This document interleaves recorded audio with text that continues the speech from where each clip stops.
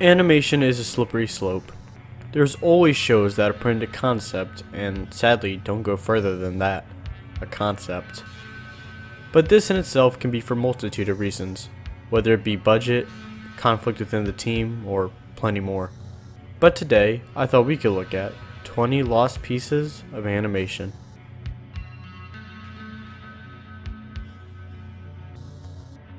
BanjoKazooie. BanjoKazooie is a series of platformer video games created by Rareware for Nintendo and later Microsoft. The titular characters have become cult icons of video games, having appeared in several games, including 5 games of their own released between 1998 and 2008 for Nintendo 64, Game Boy Advance, and Xbox 360, with guest appearances in Diddy Kong Racing, Sonic and Sega All-Stars Racing, and Super Smash Bros. Ultimate. Close to the release of BanjoKazooie Nuts and Bolts in 2008, a planned animated series was in the works, but was scrapped and wasn't even heard of until 2015, when Emilio Lopez uploaded concept art on his Twitter. Sometime in 2007, production on the BanjoKazooie animated series began with Emilio Lopez, Adrian Barrios, and Keith Conroy being known to have been involved with the series as they did concept art for the show. According to Lopez, the show was planned for release in 2008 as a tie-in with BanjoKazooie Nuts and Bolts, and while the concept art was 2D, the show would possibly have been CGI. The art style for the series was to be very experimental and have a different look than from the games, with Conroy's designs apparently being the finalized designs for the series. The project would never come to be, with Lopez saying the whole project was falling apart, due to revisions before it was completely shelved. Had it been made, it would have most likely aired on the 4Kids Saturday morning block alongside fellow Rare-based cartoon, Viva Pinata. Concept art, including that of BanjoKazooie and Mumbo Jumbo by Emilio Lopez, Adrian Barrios, and Keith Conroy, was discovered via Lopez's Twitter in 2015, but no animation was ever believed to be made due to the many revisions the proposed show had that led to its demise. It's possible a BanjoKazooie animated series could still be produced, but it's unlikely anything from this scrapped project would resurface in a possible future BanjoKazooie show.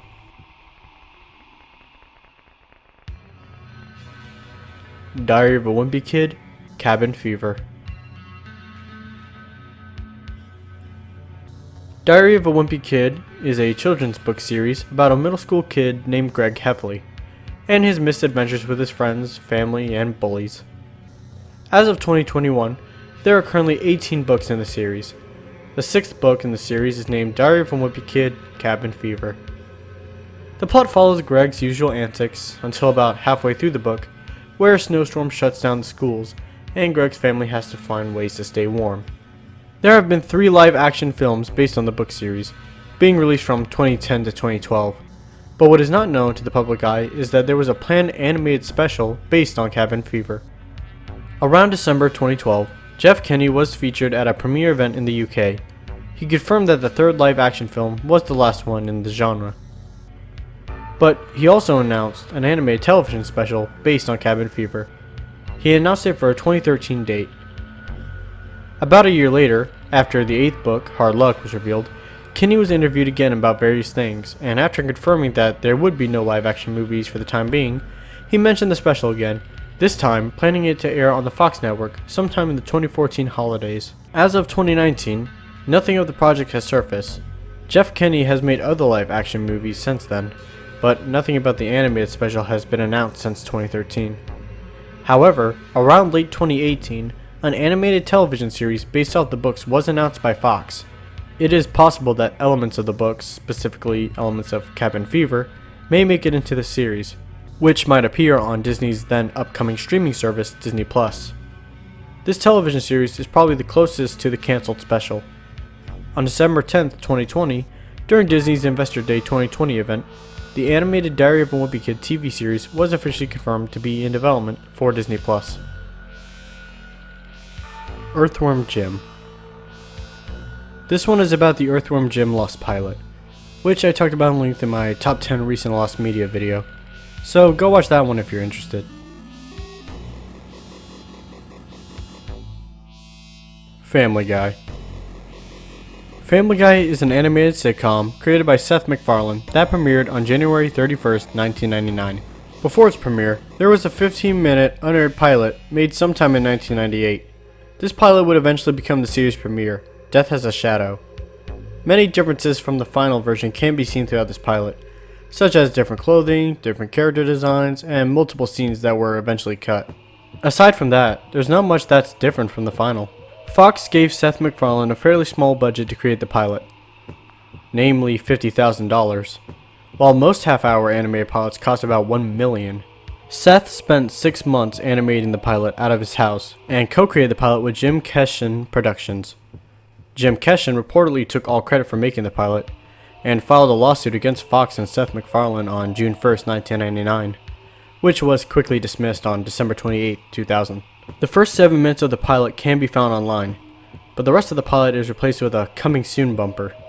The rest of the pilot remains lost, and the only proof of its existence is through low-quality images from Tripod, a few images on the official IMDb page, and a few articles on Blogspot. However, some short snippets of the pilot can be found in an interview with Seth MacFarlane and an early commercial for the show. Hannah Montana. Hannah Montana is an American live-action children's sitcom starring Miley Cyrus that aired on the Disney Channel between March 24, 2006 and January 16, 2011. That also inspired a theatrical film in 2009. The series was allegedly set to receive an anime adaptation by Toei Animation, though the project was ultimately cancelled and was never officially announced. News of the show leaked in May 2010 through a thread posted on the DaStashY X, now known as Kazenshu, forums, a fan site devoted towards the Dragon Ball media franchise. In it, Wasted Wisher, an animator at Toei Animation Philippines, leaked the existence of a new Dragon Ball production meant to be a tie-in for a video game. This would later be revealed as Dragon Ball: The Plan to Eradicate the Super Saiyans, which was bundled with the 2010 PlayStation 3, Xbox 360 release Dragon Ball Raging Blast 2. In the thread, Wasted Wisher stated that he had worked on Digimon X Ross Wars and some sequences for an unannounced Hannah Montana anime. He explained that Toei had begun development on the show in 2009. 4 different artists were chosen to create pitches for the visual direction of the series. 2 were later developed into music videos. At the time of his post, Wasted Wisher claimed that Toei Animation Philippines had begun full production on the series, with them now animating the show's first episode. He implied the series would be closer to the original than Toei's other adaptation of Western property, Powerpuff Girls Z. Neither Toei or Disney publicly acknowledged the production. Wasted Wisher was later fired after Toei discovered he was behind a number of leaks, including production art for then unannounced Dragon Ball projects. Radiant Lloyd Firefly did contact Wasted Wisher and another person who worked at Toei Philippines, who both confirmed that the anime was being produced, but they couldn't give animation stills because, according to animators working at Toei Japan, Toei was extra protective of their assets ever since the Dragon Ball leaks by Wasted Wisher.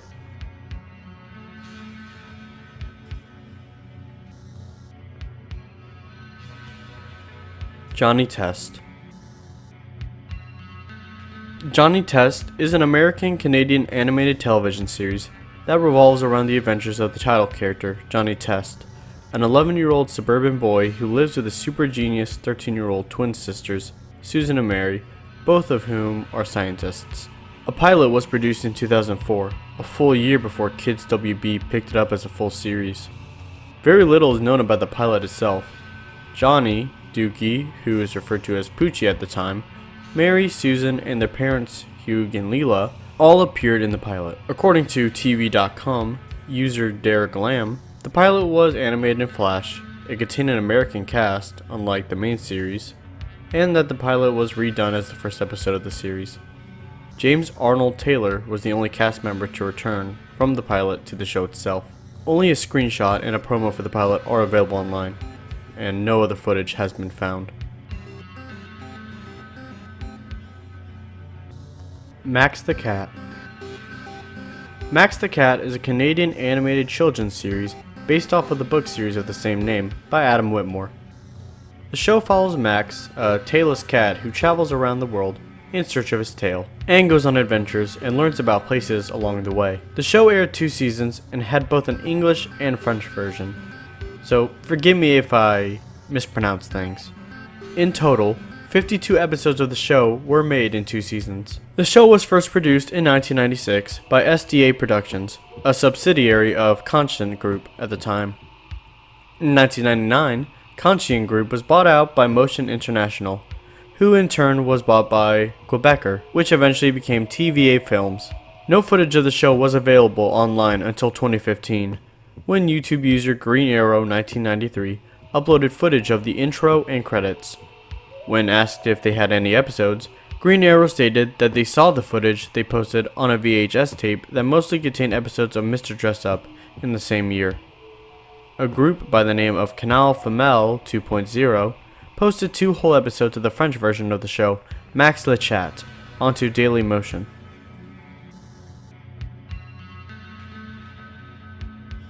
The Powerpuff Girls. In 2016, the Powerpuff Girls franchise was rebooted as a new animated series, 18 years after the original 1998 version. A pilot of this reboot series had been made, and so far, has only been discussed in an interview of E.G. Daily, the original voice of Buttercup and Otakus and Geeks.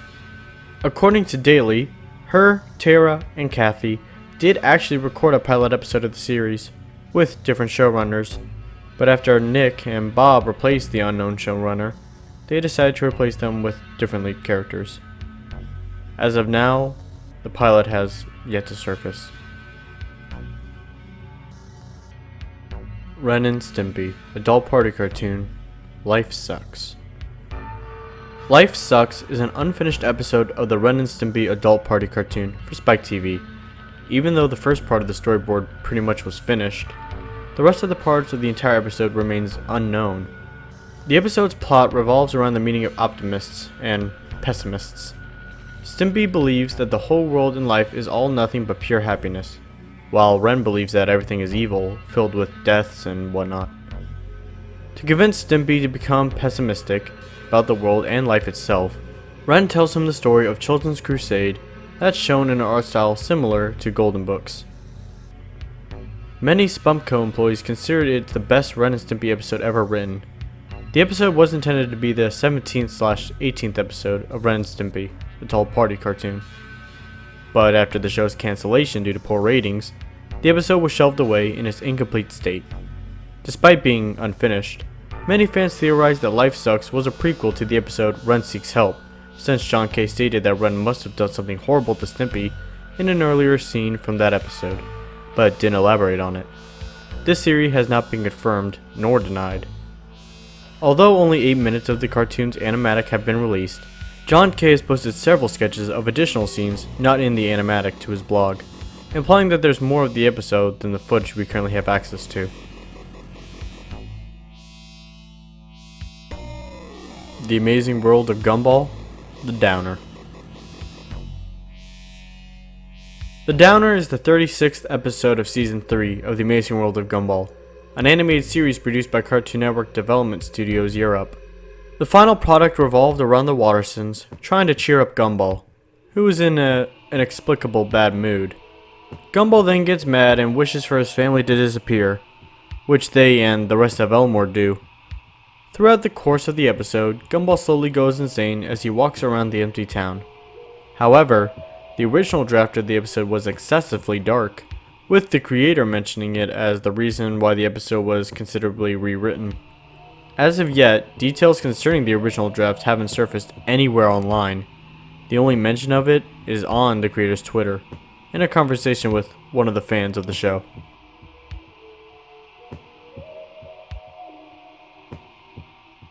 Tiny Toon Adventures. Tiny Toon Adventures was a feature film in production by Warner Brothers and Amblin Entertainment from 1987 until December 1988.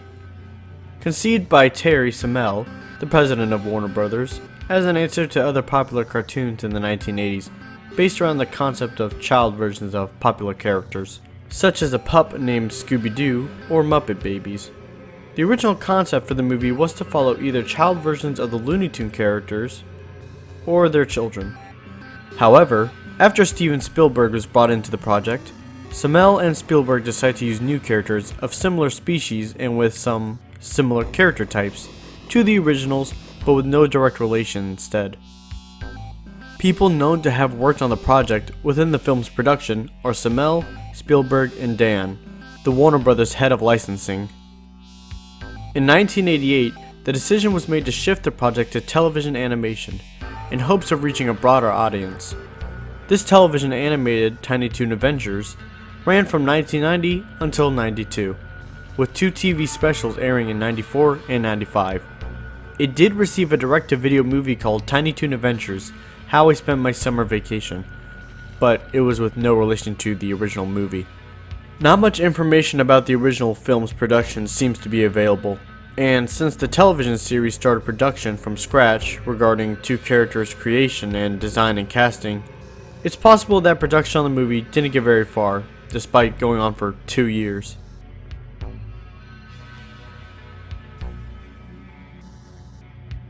Handy Manny.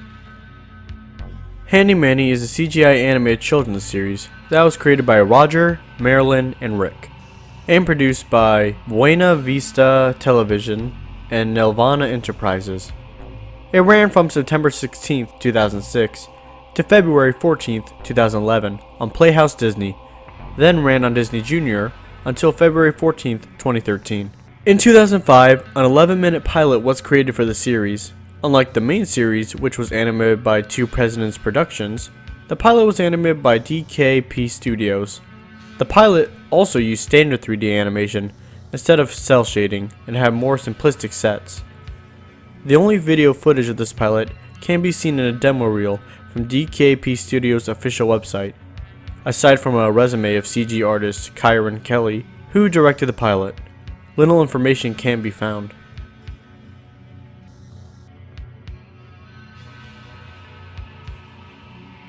The Twins.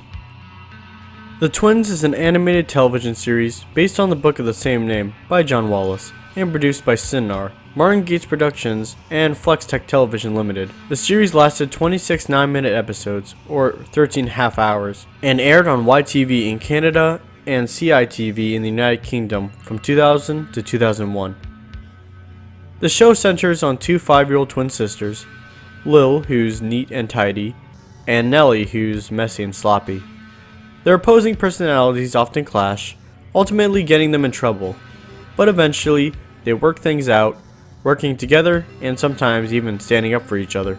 Other characters include Snaily, Nellie's pet snail, Fluffy, Lil's sophisticated talking stuffed rabbit, and Amy, Nellie and Lil's spoiled next-door neighbor. In late 2007, Cookie Jar Entertainment and Direct Source Special Products released on DVD Travel and Fun, All in One, a Region 1 box set containing 2 CD discs of public domain children's songs, and 2 DVD discs containing a collection of episodes of The Country Mouse and The City of Mouse Adventures, The Upstairs Downstairs Bears, The Babaloos, Mumble Bumble, and The Twins. 2 out of the 13 half-hour episodes were released on said DVD.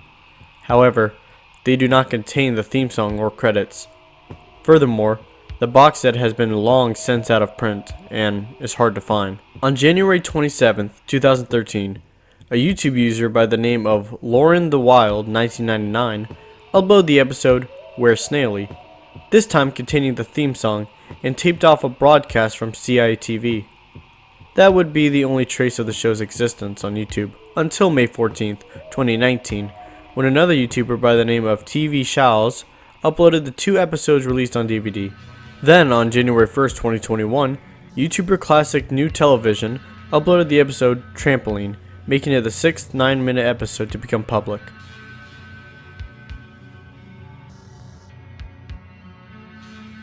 The New Teen Titans, Just Say No. In 1983, the animation studio Hanna-Barbera was developing a pitch for an animated series of the popular DC comics titled The New Teen Titans. While this series was rejected by NBC and never went anywhere as they wanted to compete with shows like The Smurfs, Hanna-Barbera was also enlisted to utilize the Teen Titans for an anti-drug PSA in the same year. Co-produced by DC Comics and the Keebler Company, DC would also market anti-drug awareness comics featuring these characters. The complete commercial, written by Marv Wolfman, is approximately 60 seconds long and seems to feature a young basketball player being offered drugs by another student. Before he can accept the drugs, the Teen Titans all arrive and explain to the group of children to say no to drugs. There were also shortened versions of the PSA produced for other commercial airtime spots in 30-second and 20-second variations. Even though the commercial aired, the only existing footage that can currently be found of the PSA is about 18 seconds of muted animation, depicted in a promotional video for anti-drug campaigns, screened by DC Comics marketing department in '84. It is unknown if the full footage or audio has survived anywhere, or who may have provided the voices of the Teen Titans for the ad. This ad was notable for also featuring the Protector, a character who had been created to replace Robin in the anti-drug comics due to licensing issues. It is said, though, that this did drum up interest in the character Cyborg, who would appear in the final season of the cartoon Super Friends, the Superpowers Team Galactic Guardians. Rudolph the Red-Nosed Reindeer. Debuting on NBC on December 6, 1964, is the classic Christmas special Rudolph the Red-Nosed Reindeer, created by Rankin Bass. There are actually two credit sequences to this special. The first one is the one that first aired with the special. Basically, it just shows an elf displaying presents with the names of the staff who worked on the special and then dropping them from the sleigh. However, the second credits sequence has an interesting story. Originally, King Moonracer asked Rudolph to hold a promise where he would have Santa come to the island of misfit toys and pick them up in his sleigh, giving them to the children of the world. However, fans of the special protested at the first credits sequence and the ending entirely because Rudolph and Santa weren't seen fulfilling the promise. The company responded by making an entirely new sequence where they drop off the toys to the children of the world, discarding the original sequence entirely. The black and white version of the original ending was eventually uploaded to YouTube, and it is currently unknown if the original color version still exists.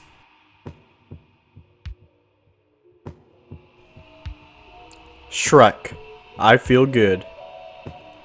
Shrek is a 2001 computer animated film directed by Andrew Adamson and Vicky Jensen, based on the book of the same name. However, production for the film dates back to around 1995, when Chris Farley was originally cast as Shrek. Around this time, DreamWorks made an animation test featuring an early version of Shrek. It is currently unknown how long the animation test was. All that's known about the plot is that Shrek enters a gated city at night, singing I Feel Good.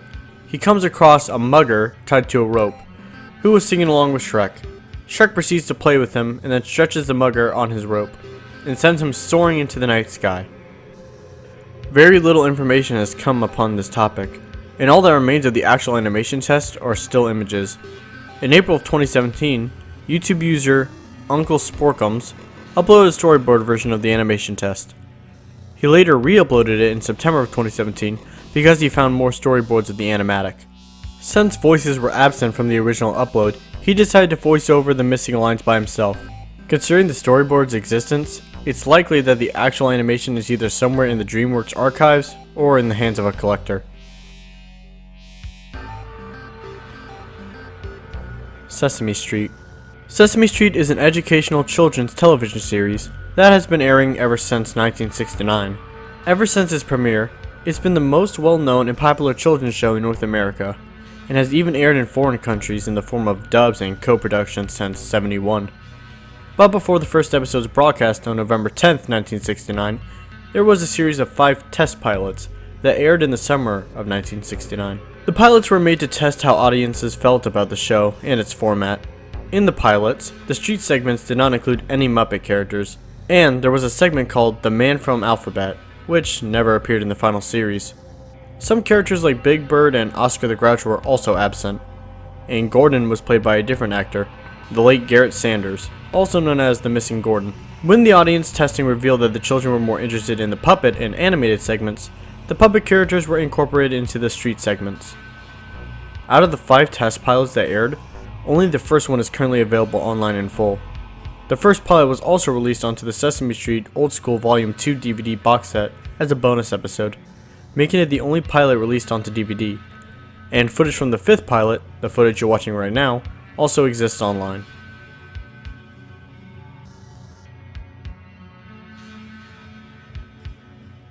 CLab 2020. CLab 2020 was an animated series that aired on NBC at 11 o'clock on Saturday mornings. The series ran from September 9th, 1972 to December 2nd, 1972. There's also 15 total episodes, with the last 2 being unaired. The 2 unaired episodes were SOS, CLab Ocean Signal, and Utopia of Chastity. The episode SOS, CLab Ocean Signal, is about the crew being in danger from possible chemical spills, and the episode Utopia of Chastity is about the crew finding a supposed island of paradise. There is not much more known about these episodes, including why they never aired even though they were already made. There was a reboot of the show on Adult Swim called CLab 2021 that used stock footage from CLab 2020, and could possibly have animation from these episodes. The Simpsons, Some Enchanted Evening. The animated TV series The Simpsons needs no introduction. With over 700 episodes and 32 seasons, a large fan base, and a number of awards, the show will always be remembered as a pinnacle of comedy. But very few fans of the show, even devout ones, are aware that a pilot for the show exists. Matt Groening, the show's creator, started his work by producing a series of comics called Life in Hell, which ran from 1976 until 2012. In the mid to late 1980s, Tracy Ullman, who was a fan of the characters, asked Groening to include them as skits in her show, which debuted in 1987 and ran until 1990. Groening, fearful of copyright issues, decided instead to create an entirely new cast of characters, which became The Simpsons. Homer, Lisa, Marge, and Maggie were all named after his family members, with Bart being an anagram for the word brat. After the skits got good reception, they were spun off into a separate half-hour series. The first produced episode for the series was Some Enchanted Evening.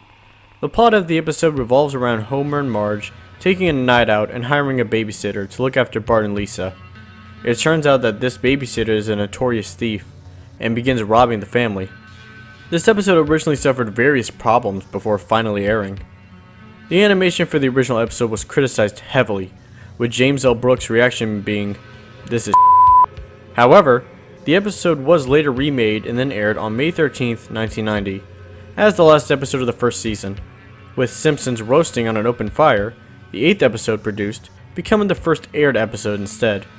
As of now, only a 5-minute clip of the pilot has resurfaced onto the internet, due to it being included as a bonus feature on the Season 1 DVD, along with some footage being used in the final episode. Stone Protectors. Stone Protectors is a short-lived cartoon series that aired in 1993, executive produced by Stefani. The show is about a rock band known as the Rock Detectors that were transformed into troll doll-like appearances and special skills. This put them at odds with the music-hating Zoc and his henchman Zinc, collectively known as the Predators. 13 episodes aired. Still, only the first 10 are available on the internet, as ripped from the Family Home Entertainment video releases, which lacked the final 5 episodes. According to the listing on the Copyright Encyclopedia, the remaining 3 episodes are titled Going Home, The Wall of Sound, and The Crystal Vampire. Listing mentioned on the BBC Getty Images also confirmed the titles. I just want to say thank you guys so much for watching. Considering how long it took me to make this video and put it out there, I'm so glad you guys stuck by me and were able to enjoy it as much as I did. I plan to try and upload more, but I'm not sure how well I'm going to be able to stick to that with work. If you enjoyed, consider subscribing, as it really does help out the channel. But I think that's all from me from now, so catch y'all on the flip side.